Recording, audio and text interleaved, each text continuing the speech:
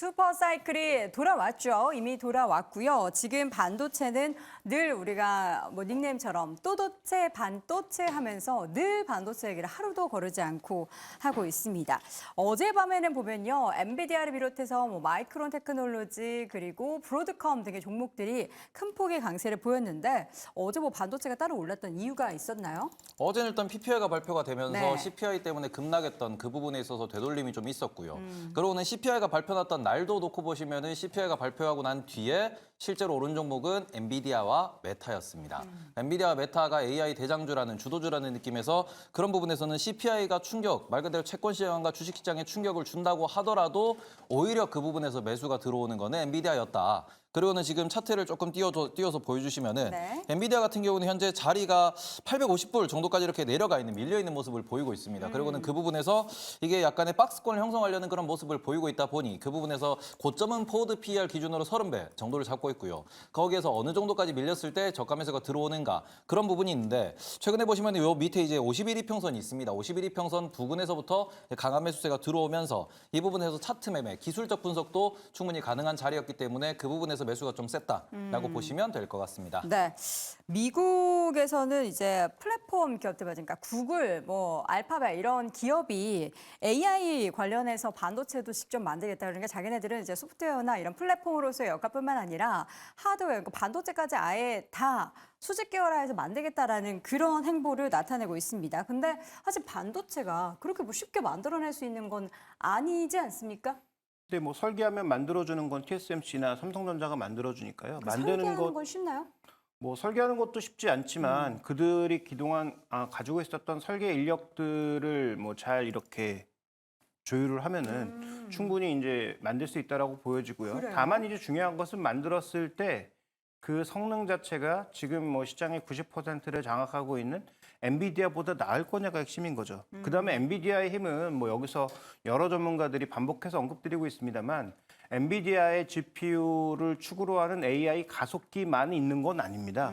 그 가속기를 축으로 해서 쿠다라고 하는 그 전체적인 서비스 소프트웨어 플랫폼 자체가 엔비디아의 가속기로 돌리지 않으면 돌아가지 않는 게 핵심이거든요. 네. 그러면 지금 여기가 뭐 칩을 자기들이 만드는 것까진 그렇다 치고 그러면 그 생태계를 이제 만들어야 되는데 엔비디아는 쿠다 플랫폼을 지난 10년간 만들어 왔거든요. 그런데 뭐 구글이나 이런 쪽에서 갑자기 뭐 플랫폼 만들어서 여기 그 플랫폼에 맞는 칩까지 전부 설계해서 하는 것 자체가 생각보다 시간도 꽤 많이 걸릴 뿐더러 여기서 나올 여러 가지 그런 어그러짐들, 그다음에 뭐 소프트웨어의 뭐 충돌, 뭐 이런 것들이 충분히 있을 수 있기 때문에 아직까지는 90%의 장악력을 엔비디아가 가져가고 있는 것이다 이렇게 좀 볼 수 있는 상황입니다. 네, 오늘 반도체주들이 좀 올라가긴 하는데 이제 미국처럼 대형주 중심의 상승이라기보다는 지금 일단 SK하이닉스와 삼성전자는 계속해서 상승 전환에 대한 시도를 하고 있고요. 중소형주의 강세는 오늘장에서도 두드러지고 있습니다. 우리 윤혜린 고수님께서 보시는 중소형주 뭐가 있을까요? 이게 너무 왔다 갔다 하니까 뭐 하나만 보기가 좀 어렵더라고요. 그러면 기회를 2개로 드리겠습니다. 그런데 일단은 한미 반도체를 네. 그냥 보려고 합니다. 한미반도체 그냥 네. 제일 잘 가는 대장을 네. 보겠다. 이거를 왜 매매를 하지 않았냐 이렇게 엄두만 내고 있다가 지금 계속 가는 모습을 보니 뭐 어떻게 지금 그렇다고 오늘 50주 신고가 또 경신했는데. 네, 그런데 오늘 살 수는 없겠죠. 그래요? 그래서 어차피 지금 SK 하이닉스도 지금 1년 내 최고가를 지금 찍었고 그래서 결국에는 뭐 조정이 온다면 삼성전자, SK 하이닉스, 한미 반도체 차라리 이렇게 잘 가는 종목군 위주로 오히려 담아보는 것도 어쩔지 않을까 하는 생각이 듭니다. 네, 김태성 고수님은 어떠십니까? 중소형주 가운데 한미반도체는 어제 이제 뭐 200억 넘는 규모의 마이크론과의 계약 소식도 있었는데 네. 오늘도 이렇게 달릴 줄이야. 달릴만 하죠. 네, 글로벌 증시에서 여전히 지금 엔비디아가 굉장히 위험했었던 구간에서 반등이 좀 강하게 나오고 있는 상황. 그리고 이제 이번에 마이크론과의 어떤 계약 수주가 금액 기준으로 보면 그렇게 크지는 않습니다. 네. 하지만 저는 금액보다는 결국 이 HBM 시장에서 한미 반도체의 독점적인 어떤 지위를 좀 하긴 했었던 그러한 공시가 아니었나라는 생각이 들고 있고 한미 반도체는 저는 나름대로 한 발은 아직 남아 있다라는 생각이 듭니다. 한 발. 네, 십수년 동안 삼성전자 거래 관계가 없었지 않습니까? 네. 근데 만약 이제 삼성전자가 정말로 올해 이제 퀄 테스트를 통과를 하고 하반기부터 양산을 했었을 때 지금 그들은 속도가 좀 필요하다는 생각이 듭니다. 이미 네. 늦춰진 후발주자로서 이제 출발을 했기 때문에 그러면 이쪽 저쪽 뭐 테스트가 장비를 좀 테스트하기에는 껄끄러운 부분이 저는 없지 않아 있을 것 같아서 그렇게 된다면 한미반도체 쪽과의 어떤 추가적인 이 좋은 소식이 좀 나오지 않을까라는 의견까지 한번 드려보도록 하겠습니다. 한미반도체는 네, 말씀하세요. 한미반도체 얘기 나오니까 난리 났습니다. 네. 형님 먼저. 네. 어떻게 아무 먼저로 할까요? 네, 형님이라고 하니까 형님 갑자기 얘기하기 싫어지는데요. 아, 형님 말씀해 주시죠. 일단 한미반도체나 이오테크닉스나 그다음에 지금은 추세에서 멀리 벗어나 있긴 하지만 HPSP라든지 이 하나마이크론을 포함해서 글로벌로 봤을 때 독점적인 지위를 갖고 있는 기술이 하나라도 있으면 네. 지금 현재 구간에서는 주가의 강세가 당연히 주가 비싸고 밸류 기준으로 뭔가 좀 불편해 보이는 건 사실이지만 현재 주가의 상승을 설명하는 데 큰 저항감이 없다는 것이죠. 그다음에 한미반도체는 여러 번 언급드렸다시피 SK하이닉스로만 매출을 내는 거면 비싸다. 그런데 그때도 분명히 언급드렸지만 마이크론이나 삼성전자로 넓혀가면 과연 이 주가가 비싼 것인가에 대한 평가가 달라질 수 있다라는 말씀을 이미 드렸고 네. 그중에 하나는 성공한 거죠. 마이크론 성공했죠. 네, 근데 제가 알고 있는 한 삼성전자는 한미반도체에 이 하이브리드 본딩을 쓰지 않고 독자적으로 하겠다는 것을 C레벨에서 계속 얘기해 왔습니다. 네. 그런데 갑자기 그 얘기를 듣고 한미반도체를 쓸 가능성은 아직은 낮다라고 보기는 하는데 만약에 삼성전자까지도 그 영역을 넓혀간다면 소위 빅3를 일통한 거 아니겠습니까?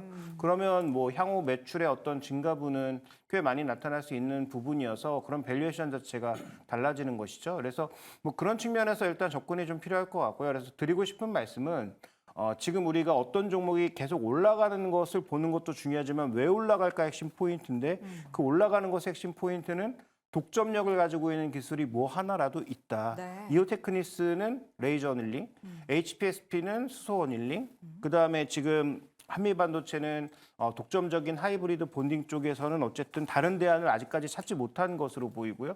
하나마이크론 같은 경우에도 2.5D 패키징과 관련돼서는 나름의 기술력을 충분히 보여주고 있는 상황이기 때문에 이런 종목군들의 최근 강세 흐름은 뭐 언젠가는 당연히 꺾이겠지만 이런 독점적인 기술력에 대한 시장의 가치 부여다라고 보시는 게 좋을 것 같습니다. 네, 말씀해 주신 종목 외에도 한 증권사, 그러니까 얼마 전에 우리 김장렬 교수님께서 언급해 주셨던 그 증권사에서 타이거 세븐이라는 명명을 하면서 이 반도체 중소형주 이야기를 정리한 보고서가 있었습니다. 보면은 이제 가장 많이 올랐던 한미반도체, 가온칩스, 리노공업, DIT, 오픈에지 테크놀로지와 HPSP, SNS텍을 꼽았는데 그 중에서 이제 저희가 방금 전에 확인했었던 한미반도체는 이미 주가가 100% 넘는 상승률이 기록이 됐고요. 가온칩스도 최근에 많이 올랐고 리노공업도 좀 상승폭이 둔화됐기는 했었지만 많이 올랐죠. 그러면 요 다른 종목들 덜 올랐던 혹은 올랐다가 빠졌던 종목들에 있어서의 기회를 만들어야 될지도 궁금해지는데 테이버 교수는 저 종목들 보면 어떤 생각 드세요? 가는 놈이 더 갑니다. 아 그러면 가온칩스, 저 한미반도체, 리노공업, 뭐 최근에 뭐 이오테크닉스 이런 종목들이 더 간다. 네. 아, 또 앞서서 말씀해 주신 네. 게 그게 기술적인 차별성이 있느냐 이 부분이고 그다음에 그렇죠. 시장 점유율 그리고는 저 같은 경우에는 영업이익률이 중요하다고 말씀을 드리는데 저기 있는 리노공업 같은 경우에는 영업이익률이 무려 40%나 나오는 괴물이거든요. 네. 그런 부분에서 지금 저렇게 찍혀 있는 기업들도 어떤 한 그 섹터 내에서 기술 내에서 독보적인 지위를 들고 있는 그런 기업들이 이야기하는 거고 그런 이제 한미반도체 같은 경우는 좀 더 말씀을 드릴 게 오늘 보고서가 또 나왔습니다. 오. 그 보고서가 나온 부분에 있어가지고 핵심은 뭐냐 그러면은 하이닉스에서 마이크론까지 붙었다. 그러면서 마이크론까지 붙었을 때는 이제 매출 전망치가 더 올라갈 것이고 그것 때문에 이제 이익이 늘어난다라고 하면은 이제 기존에 계산했던 그 PER이 70배로 계산이 되긴 했는데 70배요? 일단은 그 부분 같은 경우에는 지금 뭔가 이제 기술이 독점적인 그런 기업이다 보니까 그만큼 프리미엄을 줬을 때 목표 주가가 계속해서 올라간다라고 이야기를 하는 거죠. 이제 그 부분에서 우리가 한 가지 더 체크를 해보셔야 되는 거는 지금 하이닉스가 HBM 시장에서 주도권을 쥐고 있습니다. 네. 그리고는 그 부분에서 하이닉스가 한미반도체 장비로 주도권을 쥐고 있다라는 거거든요. 그럼 여기에서 마이크론이 새로 본인들도 납품을 시작했다라고 이야기를 했는데 근데 그 상황에서 한미반도체에 장비를 들였다라는 겁니다. 그럼 남은 곳은 삼성전자죠. 삼성전자도 과연 한미반도체 장비 없이 콜 테스트를 통과를 하고 엔비디아에 납품할 수 있을 것인가? 그게 아니면은 삼성전자마저도 한미 반도체에 지금 뭐 관계가 좀 이렇게 좀 안 좋은 상황이다 보니 네. 그런 관계가 해소가 될 것인가 여러 가지 좀 이슈가 남아 있다라고 보실 수 있기 때문에 우리는 한미 반도체를 보면서 삼성전자와 하이닉스의 주가 방향성에 대해서도 고민이 필요하다라는 겁니다. 계속해서 HBM 얘기를 할 수밖에 없는데 HBM 시장 같은 경우에는 새로 키워진 시장이고 새로 만들어진 시장이고 이 시장이 더 커져야지만 이 시장에서 우리가 점유율을 끌어올려야지만 메모리 시장에서의 영업이익률을 더 끌어올릴 수 있거든요. 이제 그런 부분에서 이제 한미 반도체와는 삼성전자 하이닉스도 비교하면서 잘 투자 전략을 짜셔야 된다라는 거 기억하셨으면 좋겠습니다. 네, 지금 시점에서 이제 중소형주에 대한 관심을 여러분들도 이제 뜨겁게 갖고 계실 텐데 뭘 사야 할지라는 고민하실 때 우리 또 고수분들이 말씀해 주셨던 내용들 꼭 체크해 보시면 좋겠고요. 다시 한번 한 줄평 내용 확인을 해보시죠. 자, 한 줄평 내용 먼저 김종효 고수입니다. 반도체는 결국 칩과 메모리다. 그리고 김태성 고수 돌고 돌아 반도체다. 윤혜린 고수는 의심하지 말자 반도체, 그리고 테이버 고수는 2024년은 반도체 해라고 의견을 남겼습니다. 자, 오늘 장 탑5 함께하고 있습니다. 이어서 4위 주제 확인해 보시죠.